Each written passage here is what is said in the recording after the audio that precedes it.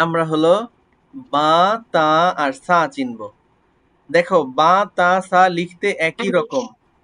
বা, তা, সা লিখতে একই রকম। পার্থক্য কোথায়? বায়ের নিচে একটা ফোঁটা থাকে। বুঝছো? বায়ের নিচে এক ফোঁটা, তায়ের উপরে 2 ফোঁটা আর সায়ের উপরে 3 ফোঁটা। হ্যাঁ, ওই শুধু পার্থক্য ফোঁটার। এখন শোনো, এই যে ফোঁটাটা না, এটাকে আরবিতে বলে নুক্তা। কি বলে? নুক্তা। নুক্তা। নুক্তা মানে এই যে ফোঁটা। নুক্তা।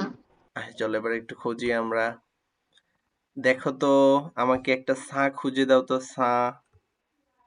এই যে 4 লাইন নিচেরটা। হ্যাঁ, চতুর্থ লাইনের প্রথমটা, তাই না? এই যে এটা হলো সা। এবার আমাকে তা খুঁজে দাও তো, তা। নেক্সট লাইনের সেকেন্ডটা, নেক্সট লাইনের হ্যাঁ, দ্বিতীয় লাইনের 2টা নুক্তা। তা।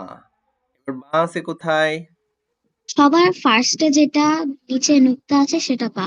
বাহ, ওকে। আচ্ছা, তাহলে আমরা তা আর বা, তা, সা খুঁজলাম। এইটাতে কি তোমার পরবর্তীতে আর ভুল হবে?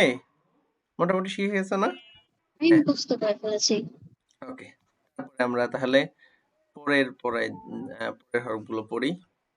আচ্ছা শোনো, এই বাংলায় যেমন বর্ণমালা হয় না, এই অক্ষরগুলোকে আমরা বর্ণমালা বলি না, আরবিতে অক্ষরগুলোকে হরফ বলে। কি বলে? হরফ, হরফ। হরফ। এই দেখো এখানে হরফ লেখা আছে, ওই যে দেখতে পাও উপরে হরফ, হরফ। হরফ। হুম।